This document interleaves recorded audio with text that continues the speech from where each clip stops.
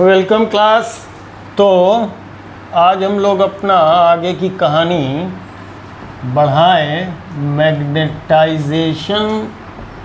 Magnetism and matter, जो chapter 5 है हमारा। उसका जो अगला टॉपिक्स हम लोग का होगा वो है magnetisation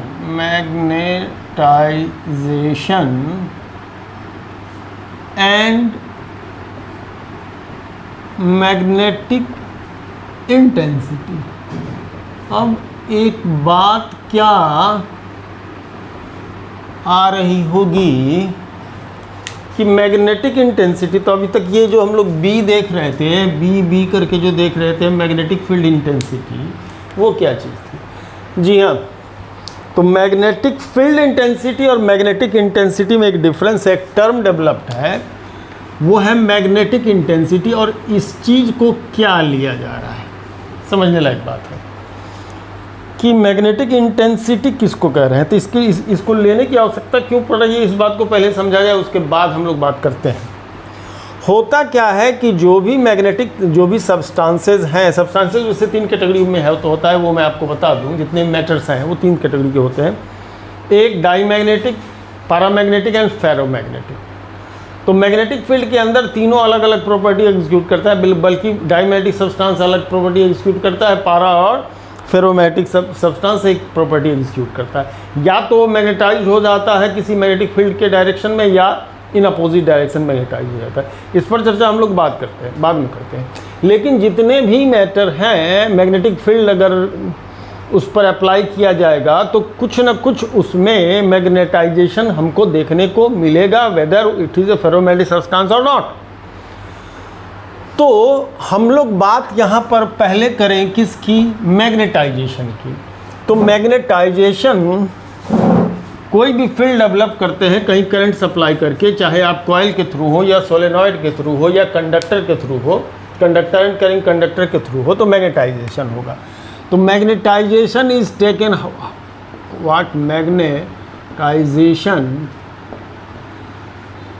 M is taken as m net upon volume. मतलब m नेट क्या है, net dipole moment developed, net dipole moment developed, ठीक है। और v is the volume of the matter, volume of the matter. इससे हम लोग को मैग्नेटाइजेशन डिफाइन करते हैं। लेकिन मैग्नेटाइजेशन हमारा और भी सारी बातों पर डिपेंड करता है, ठीक। चलिए, इसको तो हम लोग, ये सारी बातें नोट करने वाली है, रफ नहीं है, ठीक है। तो अब हम लोग अब एक पॉइंट देखते जाएं। क्या है कि एक सर्कुलर कॉइल के लिए क्या होता है, सर्कुलर कॉइल के लिए क्या होता है। तो सर्कुलर कॉइल एट सेंटर की बात कर रहे हैं, है ना, सेंटर। तो सर्कुलर कॉइल के लिए एट सेंटर पर जो मैग्नेटिक फील्ड होगा वो होगा μ0I/2r, ठीक। अगर हम current carrying conductor, straight conductor की बात करते हैं, स्ट्रेट कंडक्टर की बात करते हैं, तो B की वैल्यू μ0I/2πr होता है, ठीक। अगर हम सोलेनॉइड की बात करें तो B की वैल्यू μ0NI होता है, ठीक। तो अगर किसी कॉइल के सेंटर पर कोई अगर आयरन पीस रख दिया जाए, ऐसा कोई आयरन पीस डाल दिया जाए, है ना, और करंट कैरिंग कॉइल के, तो क्या होगा, इस पर मैग्नेटिक फील्ड डेवलप करेगा सेंटर पर, और ये जो मटेरियल है फेरोमैग्नेटिक सब्सटेंस से मैग्नेटाइज्ड हो जाएगा। या स्ट्रेट कंडक्टर के आसपास भी अगर यदि कहीं पर हम लोग क्या करें कि कोई फेरोमैग्नेटिक सब्सटेंस अगर रखेंगे तो इसके अंदर भी मैग्नेटाइजेशन हो जाएगा। वीक मैग्नेटाइजेशन होगा, लेकिन होगा, है ना, वीक मैग्नेटाइजेशन होगा लेकिन होगा। अगर करंट कैरिंग कंडक्टर के आसपास हम लोग क्या करते हैं, कोई आयरन पीस को रख दिए, मान लीजिए यहाँ रख दीजिएगा, तो ऐसा कोई आयरन पीस ऐसा रख दीजिएगा, तो ये सर्कुलेटिंग मैग्नेटिक फील्ड लाइंस इसके थ्रू पास आउट होगा और ये मैग्नेटाइज हो जाएगा। सबसे अच्छा एग्जाम्पल जो देखने को मिलता है वो एग्जाम्पल देखने को मिलता है सोलेनॉइड में। सोलेनॉइड एक अच्छा चीज़ है, इसके अंदर करंट कैरिंग सोलेनॉइड के अंदर अगर हम एक आयरन पीस को रख देते हैं तो ये प्रॉपरली मैग्नेटाइज्ड होगा। इसके थ्रू करंट पास करेंगे तो ये क्या होगा, प्रॉपरली मैग्नेटाइज्ड होगा। एक एन पोल का डेवलपमेंट होगा और एस पोल का डेवलपमेंट होगा, यानी ये मैग्नेटिक बार की तरह क्या होगा, काम करने लगेगा। तो हम लोग मटेरियल को मैग्नेटाइज करने की बात करते हैं। बात कर रहे हैं किसकी, किसी भी मटेरियल को मैग्नेटाइज करने की। तो मटेरियल को मैग्नेटाइज करने की जब बात उठेगी तो दी प्रॉपर वे है सोलेनॉइड। बाकी सब भी जगहों पर भी ये क्या होगा, हमारा मैग्नेटाइज होगा। तो magnetic intensity H, magnetic intensity H जो है इनफैक्ट है B/μ0, यानी μ0 को छोड़ करके बाकी ये जो कुछ है ये H है। μ0 को छोड़ करके बाकी जो कुछ है वो H है, यानी magnetic intensity, magnetic field intensity. B is magnetic field intensity, field की इंटेंसिटी। और मैग्नेटिक इंटेंसिटी किसको कह रहे हैं कि कोई भी सोर्स जो मैग्नेटिक फील्ड प्रोड्यूस कर रहा है उसके ऐसे फैक्टर जो मैग्नेटाइज कर रहा हो दूसरे मटेरियल को, वो फैक्टर हमारा कहलाता है क्या, मैग्नेटिक इंटेंसिटी। ये समझने की बात है, इसमें कोई डिफिनीशन लिखने की जरूरत नहीं है। वहीं सोलेनॉइड के केस में यही है ना, ही है, यही चीज़ क्या है, H होगा। Basically H is B/μ0, B/μ0।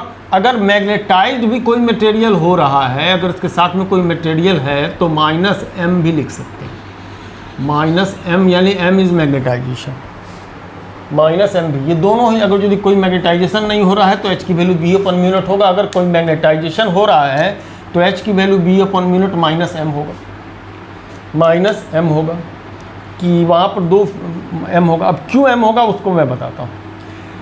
क्या होता है मैं दिखाता हूँ यहाँ पर, कि जैसे आप इसके थ्रू करंट अति करते हैं तो उसमें ये एक मैग्नेटिक फील्ड प्रोड्यूस करता है, कौन, कॉइल। इसको कह लें हम B0, मैग्नेटिक फील्ड जो प्रोड्यूस करता है।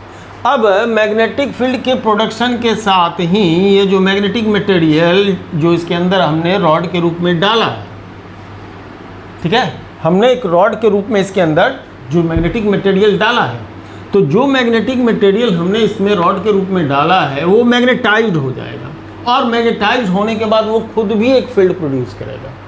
तो in addition to the applied magnetic field, a magnetic field due to induction is generated. A magnetic field due to induction is generated, which is called magnetized magnetic field. Magnetic field developed due to magnetization, इसको BM कहें। यानी solenoid के अंदर ये सारी तो particular situation हो सकते हैं, इसमें भी मैग्नेटाइजेशन होता है। प्रॉपर मैग्नेटाइजेशन हमारा सोलेनॉइड के केस में ही होता है, तो उस पर ही हम लोग ज़्यादा फोकस कर रहे हैं, ठीक है। तो B0 applied magnetic field, BM developed magnetic field due to magnetization. तो total magnetic field B equal to B0 plus BM होगा, ठीक है, B0 प्लस BM होगा। अब जरा सा बात को हम लोग समराइज करें। ये सारी बातें समझाने की थी, हम थोड़ा सा इसको हटाते हैं और बातों को प्रॉपरली लिया जाए, ठीक है। इतनी बात को समझ के इसको लिखना नहीं था, इसमें समझने की जरूरत थी।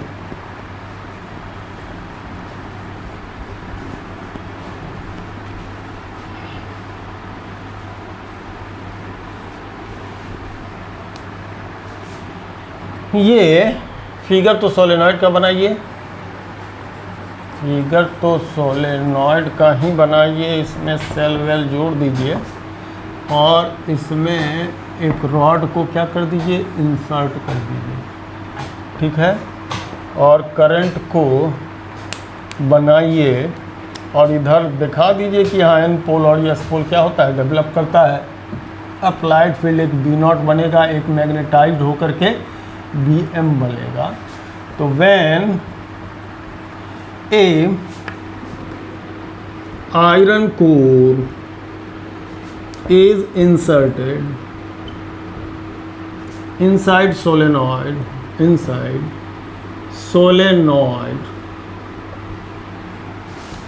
in addition to the applied magnetic field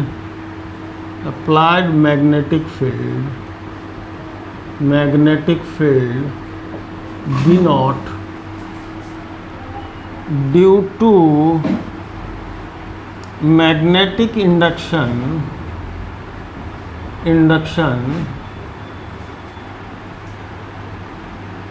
core is magnetized and it produces magnetic field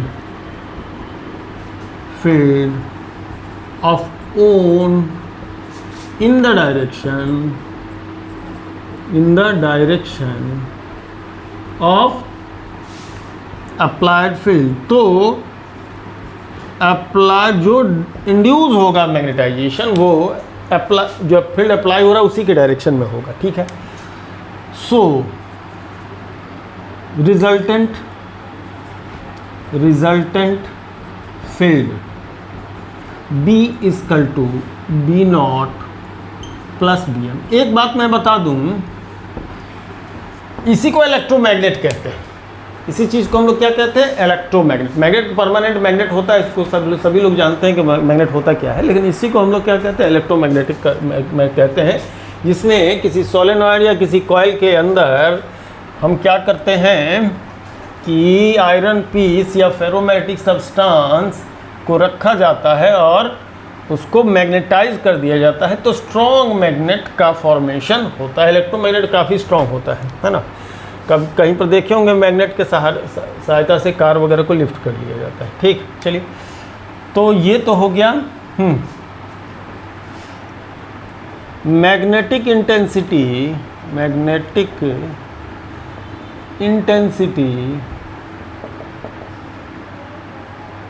H is taken as B upon mu naught minus M. B upon mu naught, M magnetisation हो रहा है इसलिए minus M करना पड़ेगा। अगर magnetisation की कहानी नहीं लेते तो B upon म्यू नॉट ही कहते हैं। B upon हम लोग म्यू नॉट ही कहते हैं। और जहाँ भी H की वैल्यू निकालने की ज़रूरत पड़ेगी, जैसे सोलेनॉइड के केस में B equal to mu naught NI होता है ना, ओके। तो B naught equal to mu naught NI है, तो इसमें NI को हम लोग H कह लेंगे, तो B naught equal to mu naught H लिया जाएगा। ये बात ध्यान रहे, है ना। सिर्फ अगर यदि मैग्नेटाइजेशन अगर यदि नहीं हो रहा हो तो मैग्नेटाइज इग्नोर नहीं करेंगे, तो सिर्फ इतनी बात होगी। अगर मैग्नेटाइजेशन हो रहा है तो माइनस M लेने की ज़रूरत पड़ेगी। तो ऐसे में B की वैल्यू B माइनस M, ये M is the total magnetisation, इसकी बात हम कर रहे हैं। हम इसकी बात कर रहे हैं, हाँ, इसकी नहीं। तो M इक्वल टू कितना हो जाएगा, म्यू नॉट H हो गया, तो B equal to mu naught H plus M। अब म्यू नॉट H जाहिर सी बात है, ये म्यू नॉट NI है ना, ये B नॉट ही है, यही B नॉट भी है ना। समझने की ज़रूरत है। घूम फिर करके किसी भी तरह से कहने से बात में कोई फ़र्क नहीं पड़ता है, बात घूम फिर के वही आता है। माने यहाँ पर हम लोग B नॉट प्लस BM, है ना, ये क्या कर रहे हैं, लिख रहे हैं। अच्छा, ये म्यू नॉट M भी होगा, म्यू नॉट में M भी होगा। म्यू नॉट अगर इधर जाएगा तो म्यू नॉट में M भी आएगा। यहाँ पर भी एक मिस्टेक हो रहा है, म्यू नॉट M भी होगा, ठीक है। चलिए, तो mu naught H plus mu naught M, तो थोड़ा म्यू नॉट को कॉमन कर लीजिए, तो H प्लस M हो गया। अब मैग्नेटाइजेशन की बात है। अब मैग्नेटाइजेशन की डिपेंडेंसी अलग अलग मटेरियल पर अलग अलग होगा। अगर आयरन है तो अलग होगा, कोबाल्ट है तो अलग होगा, निकल है तो अलग हो गया, गैडोलियम है तो अलग होगा। तो अलग अलग मटेरियल का अगर कोर हम इस्तेमाल करते हैं तो उसका मैग्नेटाइजेशन भी डिफरेंट होगा, और वो डिपेंड करेगा किस पर? वो डिपेंड करेगा, एम डिपेंड करेगा कि आपका क्या है मैग्नेटिक इंटेंसिटी। माने ये जो टर्म है एन आई का सोलेनॉइड के केस में या बाकी और किसी केस में जो कुछ भी बनता है म्यू नॉट को छोड़ करके, उस पर डिपेंड करेगा कि मैग्नेटाइजेशन कितना होगा। और अलग अलग मटेरियल के लिए ये मैग्नेटाइजेशन अलग अलग होगा। तो m इक्वल्स टू, ये x नहीं लिख रहे हैं, इसको पढ़ते हैं चाई, CHI, इसको पढ़ते हैं CHI, चाई, and it is known as magnetic susceptibility of material. It is magnetic susceptibility of matter. माने जो सा भी मैटर ले रहे हैं, कोबाल्ट है, निकल है, आयरन है, गैडोलियम है, या जो कुछ भी है ना, तो मैग्नेटिक ससेप्टिबिलिटी ऑफ मैटर मतलब उसमें मैग्नेटाइज होने की कितनी अच्छी टेंडेंसी है, और मैग्नेटाइजेशन होगा क्या, ये हम लोग आते हैं जब हम लोग उस मटेरियल को डिस्कस करने लगेंगे तो हम लोग उस पर चर्चा ज़रूर करेंगे, उस पर चर्चा हम जरूर करेंगे। होता ये है कि इनफैक्ट जब मैग्नेटिक फील्ड उस पर अप्लाई किया जाता है तो अलग अलग मटेरियल का अलाइनमेंट जो होगा, इंडिविजुअली डोमेन का अलाइनमेंट जो होता है उसकी टेंडेंसी अलग अलग होती है। तो अलग अलग मटेरियल की टेंडेंसी अलग अलग होगी, तो वो प्रॉपर्टी, उसी प्रॉपर्टी को हम लोग उसकी मैग्नेटिक ससेप्टिबिलिटी कहेंगे। आपको याद होगा इलेक्ट्रिक ससेप्टिबिलिटी की बात हमने की है, अगर देखे हो वीडियो तो उसमें क्या होता है कि हर इंडिविजुअल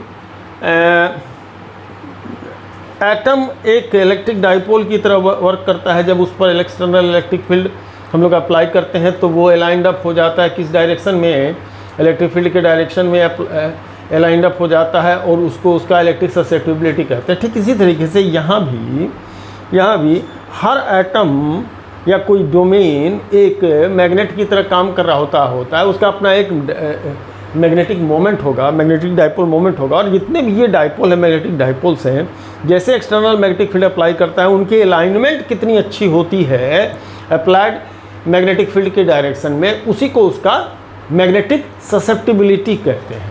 उम्मीद है बहुत हद तक बात आपके दिमाग में गई होगी। नया टर्म होगा तो उसको इन्फॉर्मेशन के रूप में कलेक्ट कीजिए। तो चाहे मैग्नेटिक ससेप्टिबिलिटी ऑफ मैटर लेते हैं। अब अगर इस चीज़ को हम यहाँ रख दें तो B equal to mu naught H plus chi H, ठीक है। तो H को प्रेफरेंस हम लोग इसलिए दे रहे हैं कि H ही वो फैक्टर है जो डिसाइड करेगा कितना मैग्नेटाइज्ड होगा, है ना। अब H को उस साइड में अगर हम लोग बाहर निकाल लें तो म्यू नॉट 1 प्लस चाई X नहीं है भैया, H होगा। ज़रा देख लें इसके नीचे का परमिशन हमको कैमरा एंगल दे रहा है कि नहीं, एक आध लाइन तो दे ही रहा है ना, कैमरा परमिशन दे रहा है, एक आध लाइन तक तो दे रहा है, ठीक है। चलिए, और ये जो 1 प्लस चाई है इसको mu R, relative magnetic permeability, relative magnetic permeability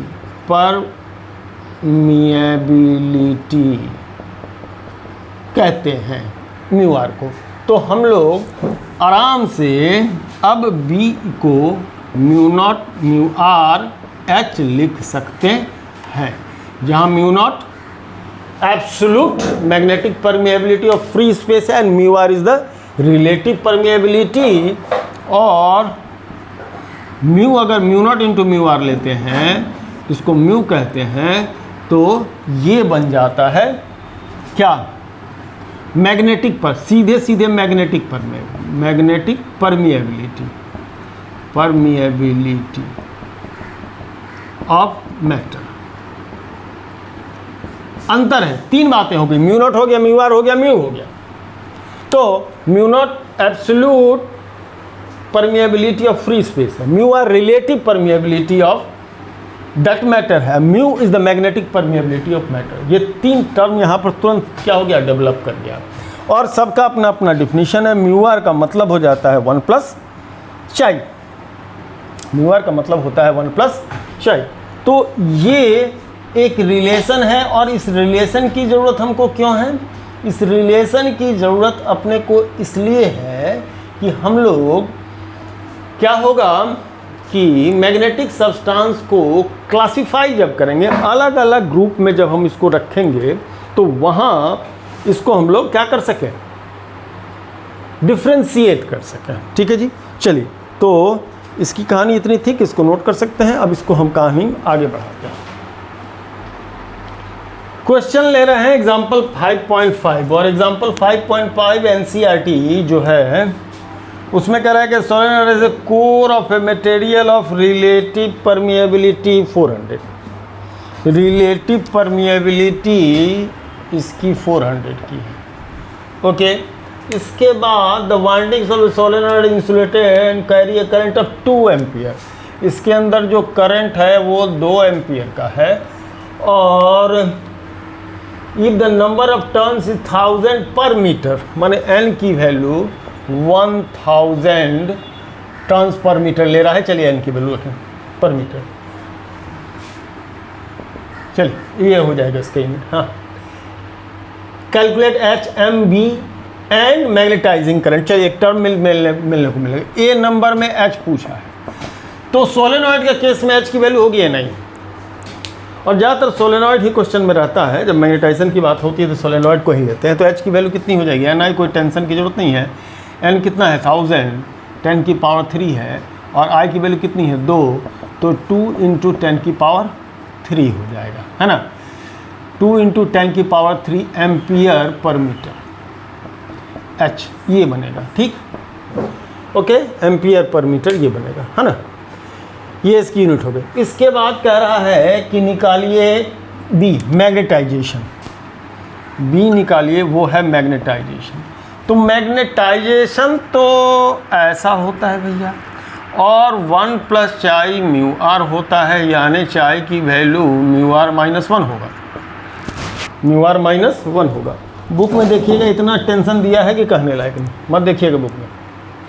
तो m = म्यू आर -1 × h लें, तो ये 400 -1 400 है, -399 हो जाएगा, इंटू 2 × 10 टू द पावर 10 की पावर 3, तो 99 नो 400 में 2 कम, 800 में 2 कम, यानी 798 × 10 टू द पावर 3।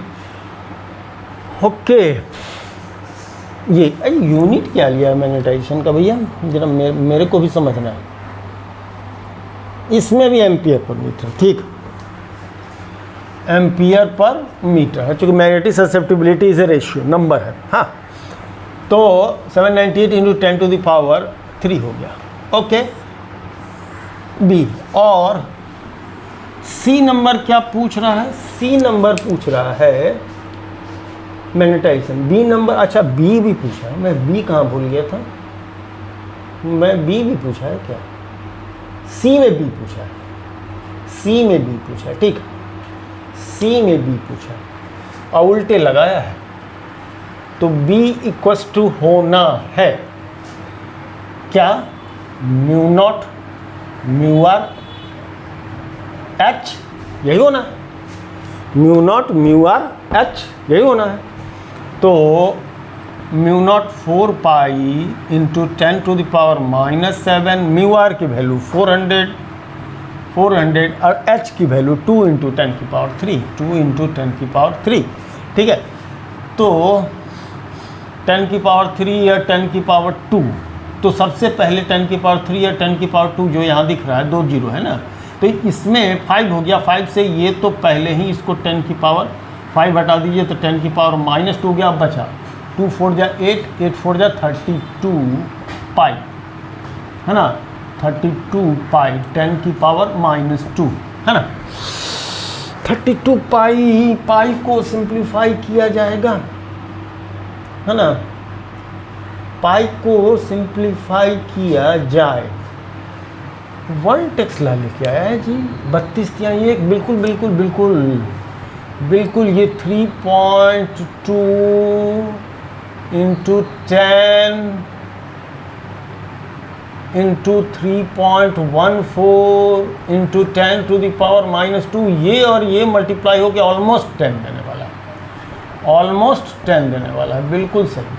तो ये 10 की पावर 2 इंटू 10 की पावर -2 10 की पावर 0 दैट इज़ 1, यानी मैग्नेटिक फील्ड जो डेवलप होगा वो 1 टेस्ला का होगा। ठीक है, 1 टेस्ला का मैग्नेटिक फील्ड डेवलप होगा। और सबसे मेन कहानी मैग्नेटाइजिंग करंट, ये टर्म सीख लीजिए। मैग्नेटाइजिंग करंट, हम उस करंट को कहेंगे जो किसी मैग्नेटिक सब्सटेंस के अंदर, सब्सटेंस के अंदर, अंदर नहीं, समझिए बात को, मैग्नेटाइजिंग करंट किसको कह रहे हैं यहाँ समझिए। आपने सोलेनॉइड के अंदर एक आयरन कोर को डाल दिया, उसने बीएम मैग्नेटिक फील्ड प्रोड्यूस किया ड्यू टू मैग्नेटाइजेशन। तो ये जिस करंट के कारण, ये जिस करंट के कारण, इसको भी अगर सोलेनॉइड माने, किसको, इसको भी एक सोलेनॉइड माने, इस आयरन पीस को भी अगर सोलेनॉइड माने, और उस सोलेनॉइड के लिए एक फार्मूला लिख दे कि mu not an I am, mu not an I M, तो ये जो आई एम होगा वो कहलाएगा मैग्नेटाइजिंग करंट। यानी कि इस आयरन कोर को आप रिप्लेस कर दीजिए, आयरन कोर को रिप्लेस कर दीजिए, और एक ऐसे सोलेनॉइड के विषय में सोचिए जो सोलेनॉइड माने कॉइल, जो सोलेनॉइड उतनी ही मैग्नेटिक फील्ड इंटेंसिटी प्रोड्यूस करता हो जितना ये कर रहा है, ये इंड्यूस हो रहा है, तो उसमें जितने करंट की ज़रूरत पड़ेगी वो करंट हमारा मैग्नेटाइजिंग करंट कहलाएगा। मैं बात को फिर समझा देता हूँ। इससे एक सोलेनॉइड के अंदर आपने दूसरे सोलेनॉइड को रखा, सॉरी दूसरे आयरन को रखा, आयरन मैग्नेटाइज हुआ, ठीक, मैग्नेटाइजेशन मान लीजिए बीएम हुआ है, ठीक, इतना बीएम किसी दूसरे ऐसे सोलेनॉइड जो हाइपोथेटिकल है, जिसको आप दिमाग में लीजिए, और वो उस सोलेनॉइड में अगर आईएम करंट देने से उतनी ही मैग्नेटिक फील्ड प्रोड्यूस करेगा जितना इंडक्शन के बाद से ये कर रहा है, तो उस करंट को मैग्नेटाइजिंग करंट कहते हैं। तो ऐसे में डी नंबर में जो टोटल मैग्नेटिक फील्ड लेंगे सोलेनॉइड का म्यू नॉट एन, लेकिन अब दो करंट लेंगे। एक करंट जो एक्चुअल में पास कर रहा है, और एक करंट उस हाइपोथेटिकल सोलेनॉइड का है जिसमें करंट पास करने से उतनी ही मैग्नेटिक फील्ड प्रोड्यूस करता जितना वो मैग्नेटाइज होने से कर रहा है। तो दैट इज कितना, I M, that is I M. तो अब यहाँ पर मैग्नेटिक फील्ड 1 है, mu not 4 pi into 10 to the power -7 है, एन 10 की पावर 3 है, आई की वैल्यू 2 है, प्लस आई एम है। ऐसा रखिए, ऐसा रखिए। इसको सिंप्लीफाई कीजिए। मैं सिंप्लीफाई करने के चक्कर में ज़्यादा नहीं जाता हूँ, इसको अपना सॉल्व कर सकते हैं आप। इसको 10 की पावर 3 है, 10 की पावर -4 हो जाएगा, 4 पाई इंटू 10 की पावर -4 हो जाएगा, और इसमें 2 प्लस आई एम हो जाएगा। तो देखते हैं, स्पेस है तो कुछ बच्चों को मदद कर देते हैं। 10 की पावर +4 बन के इधर जाएगा, 2 प्लस आई एम जो है 10 की पावर 4 डिवाइडेड 4 पाई, 10 की पावर 4 डिवाइडेड 4 पाई है ना। तो 10 की पावर 4 पाई मतलब 3.14। जरा देखें 3.1 को अगर 4 से मल्टीप्लाई, 4 जगह 16 के 6 हाथ में, 4 एकम 4 1 5 4 3 12 12.56 12.50 के रूप में अगर कंसीडर करते हैं इसको, 12.50 56 नहीं, अगर यदि ऑलमोस्ट 12.50 लेते हैं, 0.5 लेते हैं, ठीक है, तो ये आपका 1 1 1 3 0 4 0 बटे 100 1.25, तो ये 10, एक और 0 दे दीजिए, तो ये 125 होगा। और 125 से कितने बार में, 8 बार में कटेगा, 125 से कटेगा ये, 25 पंचे और 20 पंचे 100, ये कट जाएगा 20 पंचे 100, फिर 1 2 3 0, 1 2 3 0, फिर 5 चौके 20, ये हो जाएगा 4000, है ना, 4000। ओके, 4000, है ना, 4000। और 10 की पावर 4 4000, तो 2 + IM = 4000। इसमें 794 एम्पियर आ रहा है, इसमें 2 एम्पियर, ठीक है। n की वैल्यू 400, n की वैल्यू 10 की पावर 3, 4 पाई 10 की पावर -4 बनेगा, 4 पाई हुआ 2 + IM, 10 की पावर -10 की पावर 4 हो जाएगा। 10 की पावर 4 का मतलब 1 के ऊपर 4 0, ठीक है। और जब एक डेसिमल यहाँ से आप हटाते हैं तो 1 2 3 4 5 0, 5 0 होता है। अब 25 पंचे 125, यहाँ गलती की है ना। अब 25 चौके 100, 25 चौके 100, काटने में गलती हुई है, 4000। अब 4000 को काटेंगे, 4000 को काटेंगे तो 8 पंचे 40, 800, 8 पंचे 40, 800, है ना। 800 मतलब IM = इसमें 800 में 2 जाएगा तो 798 एम्पियर, ठीक है। 794 वहाँ दे रखा है, उसके कैलकुलेशन की बात है, हमारे अपना कैलकुलेशन की बात है। तो 798 एम्पियर का क्या होगा, उसमें करंट होगा, ठीक है जी। चलिए अब आगे हम लोग कहानी बढ़ाते हैं। चलिए तो हम लोग चर्चा करते हैं मैग्नेटिक सब्सटेंसेस की। जितने भी मैटर है, मैं बतला रहा था कि 3 तरह के मटेरियल्स होते हैं, डाईमैग्नेटिक, पैरामैग्नेटिक एंड फेरोमैग्नेटिक। एक टेबल हम बना रहे हैं, इसी में जो जो इन्फॉर्मेशन अपने को इम्पॉर्टेंट समझ में आएगा वो हम डालते चले जाएंगे, और उसी चीज़ को आपको क्या करना है, ध्यान में रखना है। प्रॉपर्टी हम लोग कंपेयर करते जाएंगे, कॉन्सेप्ट को वर्बली सुनेंगे, और ज़्यादा अगर कहीं कंफ्यूज हो तो बुक से देख सकते हैं, ठीक है। चलिए, मतलब लिटरेचर की बात कर रहे हैं, कॉन्सेप्ट में, कॉन्सेप्ट तो मैं दूंगा।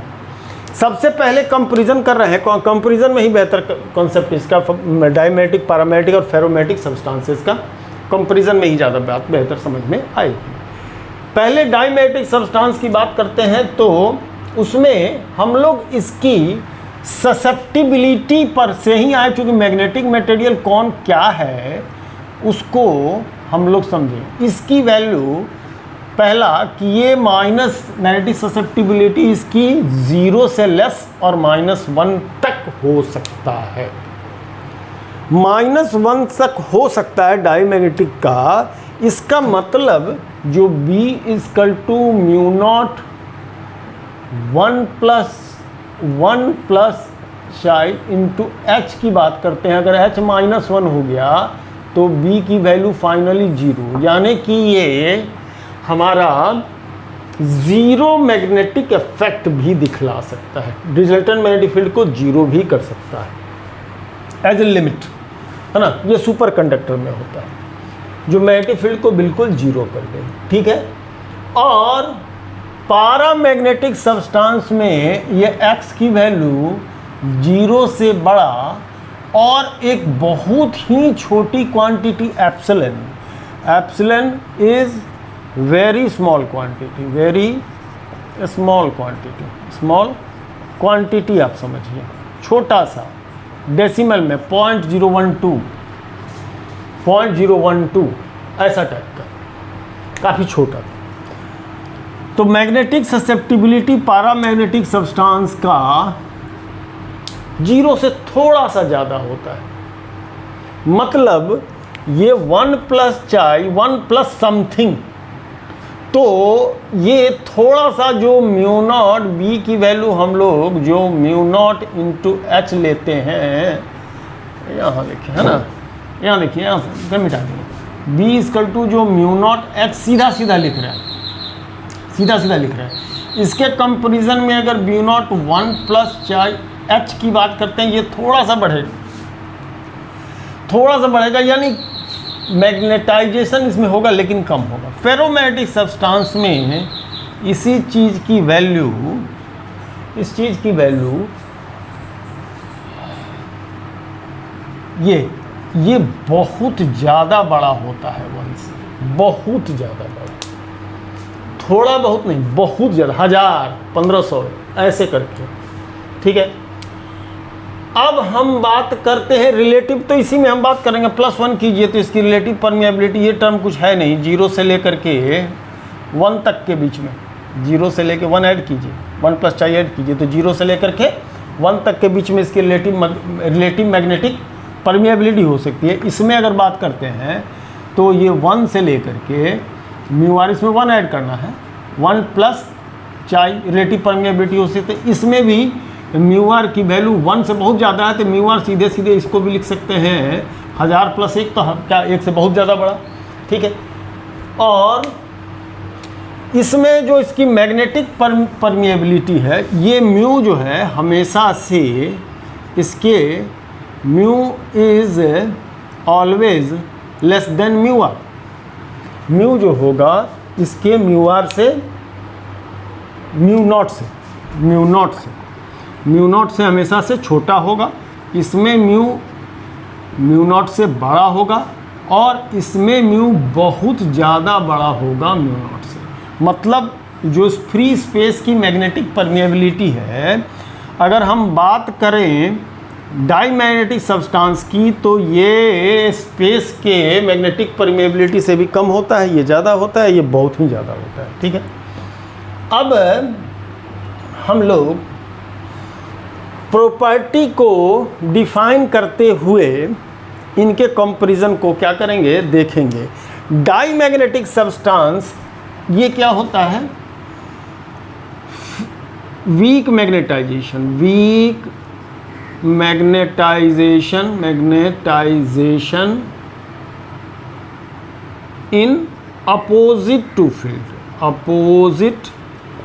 टू फील्ड के अपोजिट में वीकली मैग्नेटाइज्ड होता है, जबकि ये भी वीक मैग्नेटाइजेशन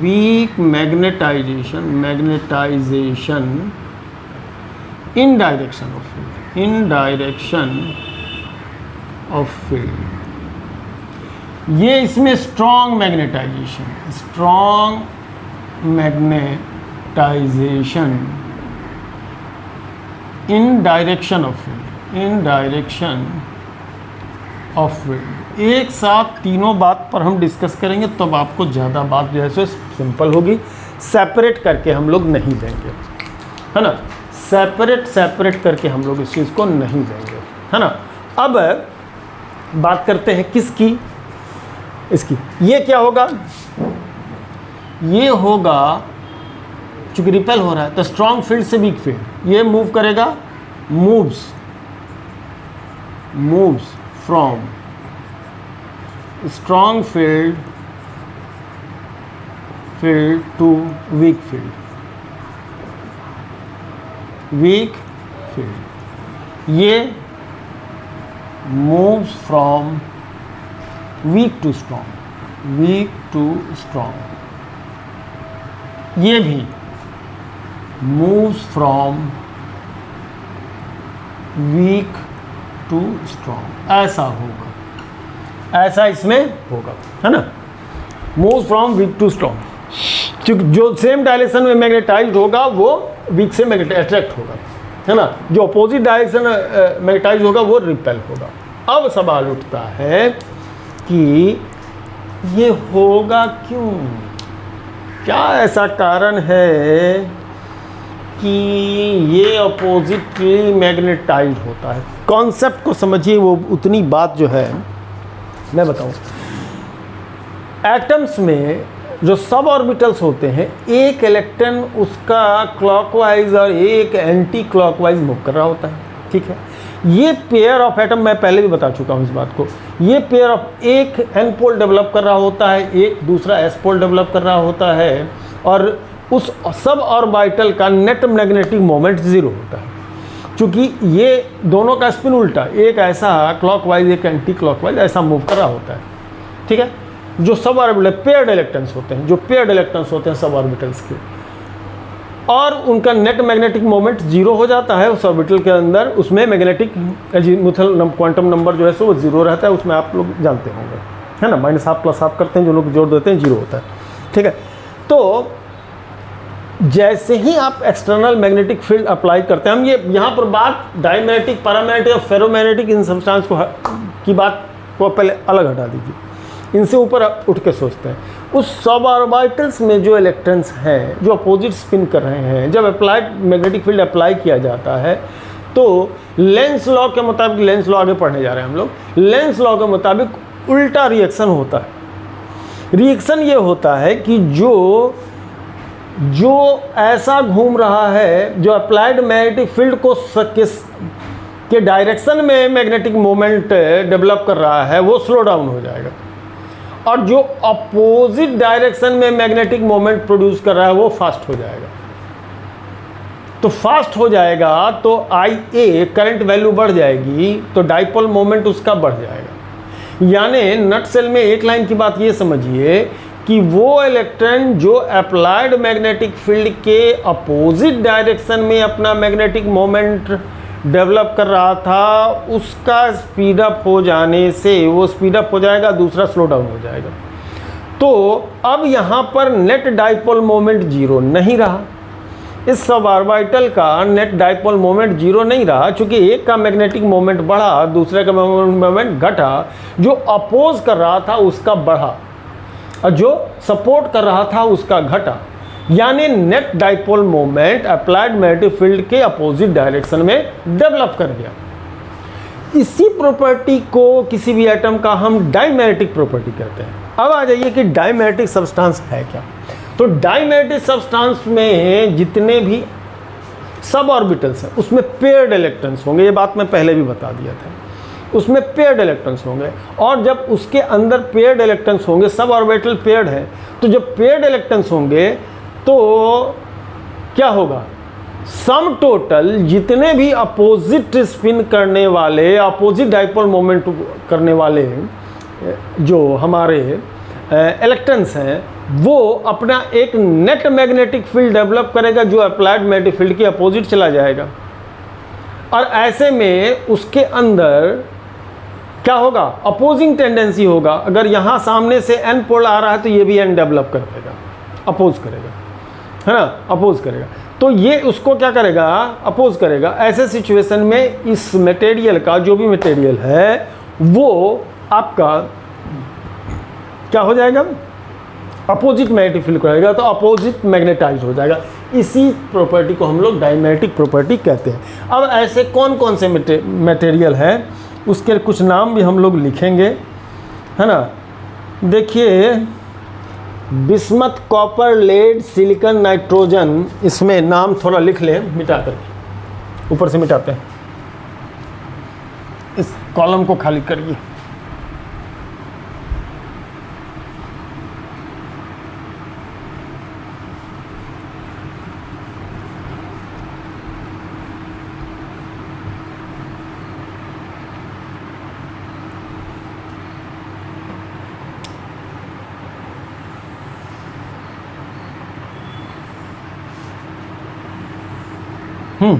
डायमैग्नेटिक सब्सटेंस के लिए अगर अगला प्रॉपर्टी में हम जाते हैं तो कौन कौन सब्सटेंसेस हैं। सब्सटेंसेस का नाम है बिस्मथ, कॉपर, बिस्मथ है, कॉपर है, और बिस्मथ, कॉपर, अरे नाम थोड़ी याद रहता है, लेड, सिलिकॉन, नाइट्रोजन, लेड है, सिलिकॉन है, नाइट्रोजन है, ऑक्सीजन है, कंपाउंड भी ले लीजिए, और एक कंपाउंड है sodium, sodium chloride, sodium chloride.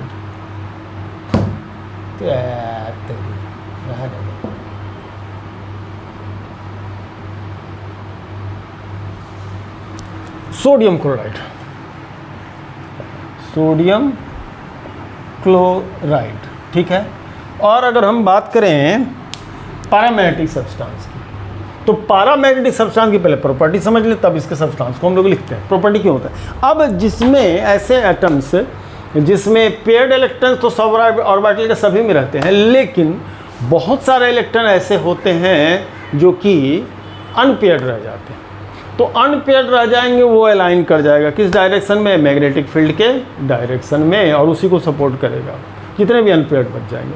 तो जो अनपेयर्ड हो जाएंगे वो सपोर्ट कर लेंगे। अब क्या हुआ कि जो दूसरे सब्सटेंसेस हैं इनके अलावा जिनमें अनपेयर्ड इलेक्ट्रॉन है, वो जितने भी अनपेयर्ड है वो अलाइंड अप हो जाएंगे मैग्नेटिक फील्ड के डायरेक्शन में। अब ऐसा नहीं है कि ये जिसको हम पारामैग्नेटिक सब्सटेंस करने जा रहे हैं उसके अंदर डायमैग्नेटिक प्रॉपर्टी नहीं है, उसके अंदर भी डायमैग्नेटिक प्रॉपर्टी है, क्योंकि उसके अंदर भी पेयर्ड इलेक्ट्रॉन है।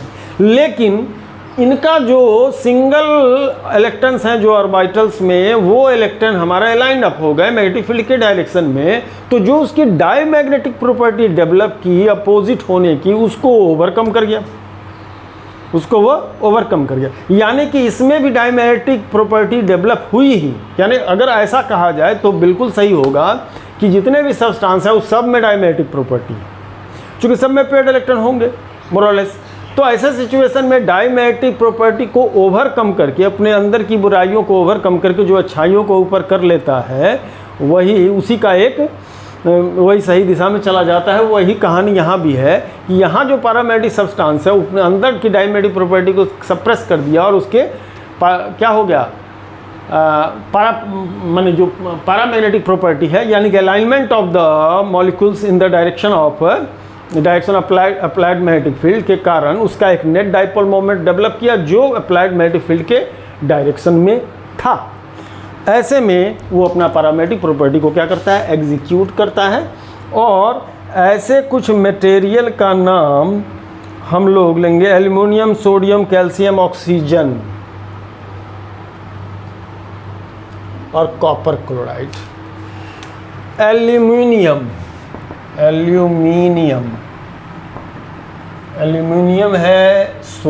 है, सोडियम है और क्या है भैया, कैल्शियम है, ऑक्सीजन यहाँ भी, ऑक्सीजन वहाँ भी, ऑक्सीजन STP वहाँ पर ऑक्सीजन क्या दिया, नाइट्रोजन, अरे नहीं ऑक्सीजन नहीं था इसमें, नहीं यहाँ नहीं, ऑक्सीजन और कॉपर क्लोराइड, ठीक है, ऐसी थी। ठीक है, अब बात करते हैं हम लोग फेरोमैग्नेटिक सब्सटेंस की। तो फेरोमैग्नेटिक सब्सटेंस में का कहानी डिफरेंट है। सबसे पहले मैं इनके मटेरियल का ही नाम लिख दूंगा, कौन कौन सा फेरोमैग्नेटिक मटेरियल्स हैं। फेरोमैग्नेटिक मटेरियल तो मेरे को याद है, मैं खुद ही याद रखूं, आयरन है, निकेल है, कोबाल्ट है और गैडोलीनियम, यही चार है ना। अब ये चार है और इनके साथ दिक्कत क्या है, क्यों इतना स्ट्रॉन्ग मैग्नेटिक फील्ड प्रोड्यूस करता है और क्यों यही परमानेंट मैग्नेट बन जाता है। इसके पीछे का रीज़न ये है कि जो भी आप आयरन पीस से ही हम लोग इंस्टेंस मिले, तो कुछ ग्रुप ऑफ एटम्स जो कि almost 10 to the power 11 number हो सकते हैं, ये क्या होता है कि हर एटम, इसमें पैरामैग्नेटिक प्रॉपर्टी की तरह इनका आता है, ये अपना एक मिनी मैग्नेट बना लेता है, एक डोमेन बना लेता है और ये एक दूसरे को ओरिएंट कर लेता है एक पर्टिकुलर डायरेक्शन में, एक छोटे से रीजन में। ये क्वांटम मैकेनिक्स की चीज़ है, यहाँ डिस्कस करने लायक नहीं। तो एक छोटे छोटे रीजन में ये अपना एक क्या करता है, एक डोमेन, एक अपना इलाका बना लेता है जहाँ पर इसके पास एक नेट मैग्नेटिक मोमेंट होगा। इस रीजन का नाम है डोमेन, इस रीजन का नाम है डोमेन। ऐसे करके ये कुछ भी किसी भी डायरेक्शन में कोई छोटा छोटा रीजन जो है, इसमें कुछ मैग्नेटिक मटेरियल के लिक्विड को स्प्रे करने से इसको, इस प्रॉपर्टी को देखने को मिलेगा, है ना। ओके, अरे इतने रहने दो यार, तो बनाने में कितना डायरेक्शन को चेंज करें, ऐसा है ना। तो हर छोटा छोटा रीजन जो है वो एक अपना एक नेट डाइपोल मोमेंट डेवलप करके रखे हुए। एक एटम की बात नहीं है, ये पैरामैग्नेट और डायमैग्नेटिक में किसी एटम मॉलिक्यूल की बात हो रही थी, इसमें नहीं। इसमें एक रीजन होता है, रीजन है, उस रीजन का नाम होता है डोमेन, उसको डोमेन करते हैं। और इसमें इसका अपना एक नेट डाइपोल मोमेंट होगा और सब कुछ, हर सबका, ठीक है। कुछ एक्सपेरिमेंट ऐसा सजेस्ट करते हैं कि इस तरह का बिहेवियर इसके अंदर देखने को मिलता है। अब जैसे ही magnetic field, external magnetic field इस पर हम अप्लाई करते हैं, एक्सटर्नल मैग्नेटिक फील्ड जैसे ही अप्लाई करते हैं, तो जैसे कि आप समझ लीजिए कि इसके अंदर आंध्र प्रदेश, उत्तर प्रदेश, मध्य प्रदेश, छत्तीसगढ़, बिहार, उड़ीसा, वेस्ट बंगाल, ये सारे अलग अलग रीजन थे। अब जैसे ही इस पर मैग्नेटिक फील्ड अप्लाई किया गया, ये सारे डोमेन, है ना, सारे डोमेन। इससे पहले मैं एक बात बता दूं, अब कोई पूरब है, कोई पश्चिम है, कोई उत्तर है, कोई दक्षिण है, तो ऐसे करके क्या करता है, एक दूसरे के मैग्नेटिक इफेक्ट को ये कैंसिल कर देता है, तो रिजल्टेंट मैग्नेटिक फील्ड जीरो रहता है। तो नॉर्मल स्टेट में ये मैग्नेट की तरह काम नहीं करता है। लेकिन जैसे ही, मैंने सबका अपना अपना डायरेक्शन, अपनी अपनी सोच है, जैसे ही इसमें स्ट्रॉन्ग मैग्नेटिक फील्ड अप्लाई करते हैं, ये सारे लोकल रीजन क्या हो जाते हैं, वैनिश कर जाती है। क्षेत्रवाद की जो फीलिंग है वो समाप्त। हम बिहारी, तुम बंगाली, तुम उड़ीसा के, तो हम मध्य प्रदेश के, तो हम महाराष्ट्र के, हम उत्तर प्रदेश के, हम तमिलनाडु के, कहानी ख़त्म। हम सब हिंदुस्तानी। एक लार्ज जाइंट डोमेन का फॉर्मेशन होता है, लार्ज जाइंट डोमेन का, ये पूरा का पूरा सिंगल डोमेन बन जाता है। और सिंगल डोमेन बन करके ये मैग्नेटाइज होकर के ऐसा मैग्नेटिक फील्ड लाइंस क्या करता है, प्रोड्यूस कर देता है। ये एक सिंगल जाइंट डोमेन, एक डोमेन हो जाता है इसका, है ना, एक डोमेन। और यहाँ एन पोल और यहाँ एस पोल क्या कर देता है, ये डेवलप कर देता है। और ये स्ट्रांगली मैग्नेटाइज्ड होता है, और ये स्ट्रांगली मैग्नेटाइज्ड होता है। और इसकी जो सबसे बड़ी प्रॉपर्टी है कि ये रिटेन कर सकता है इस मैग्नेटिक प्रॉपर्टी। अगर ये हार्ड सब्सटेंस लिया जाए, जैसे कि एल्निको लिया जाए, एल्निको लिया जाए, तो एल्निको लिया जाए तो ये रिटेन कर सकता है, माने after removal of the magnetic field ये जैसे का तैसा बना रह सकता है, मतलब ये परमानेंट मैग्नेट बन सकता है। तो it can be converted to permanent magnet. कुछ मटेरियल हैं जिसमें एल्निको, एल्युमिनियम, निकेल और कोबाल्ट, ये एल्युमिनियम, निकेल और कोबाल्ट मिला दिया जाए तो परमानेंट मैग्नेट क्या हो जाता है, बन जाता है। एल्युमिनियम आपका पैरामैग्नेटिक सब्सटेंस है, निकेल और कोबाल्ट क्या है, ये फेरोमैग्नेटिक सब्सटेंस है, इससे परमानेंट मैग्नेट बन जाता है। हार्ड सब्सटेंस होता है ये अपनी, अभी इसको रिमूव भी कर दीजिएगा तो सिंगल डोमेन जैसा पहले था वैसा बना रह जाएगा, हिंदुस्तान राज्य स्टेट का एग्जिस्टेंस गैप। लेकिन जो सॉफ्ट आयरन होते हैं, आयरन की बात करें, सॉफ्ट आयरन होते हैं, जैसे ही हटाइएगा इसकी ये क्या होगा, फिर से अपना उत्तर प्रदेश, बिहार, उड़ीसा अलग अलग हो जाते हैं। मतलब कहने का मतलब अलग अलग डोमेन फिर से रीओरिएंट कर जाता है, जो ओरिएंटेशन पहले था वैसा बन जाता है। अब ऐसे सिचुएशन में ये फिर से एक नॉर्मल पीस की तरह काम करने लगता है। चलिए लास्ट में एक बात, इसमें परमानेंट मैग्नेट नहीं बनता, इससे परमानेंट मैग्नेट नहीं बनता है, ठीक है। चलिए लास्ट में एक बात बता दें, टेम्परेचर का एक बहुत ही इम्पॉर्टेंट रोल है मैग्नेटाइजेशन में। और मैग्नेटाइजेशन में टेम्परेचर का इम्पॉर्टेंट रोल ये है कि हमारा अगर आप टेम्परेचर बढ़ाएंगे तो ज़्यादा टेम्परेचर पर ये प्रॉपर ओरिएंटेशन नहीं होगा due to thermal agitation of the molecules.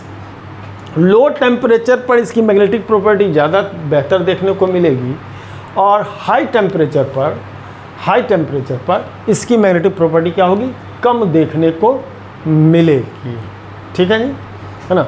चलिए तो ये तो थी कहानी हमारे मैग्नेटिक मटेरियल्स की, सब्सटेंस की। अब ये यूनिट हमारा 5 आज ख़त्म होता है। अब इसके जो एक्सरसाइज होगा वो हम लोग कल देखेंगे, और ज़्यादा कुछ है नहीं इसमें, कुछ कॉन्सेप्चुअल क्वेश्चन है, न्यूमेरिकल्स तो लगभग नहीं के बराबर है, कुछ न्यूमेरिकल्स हैं कि इसको कल एक दिन के अंदर जो है हम लोग निपटा देंगे, ठीक है जी। चलिए।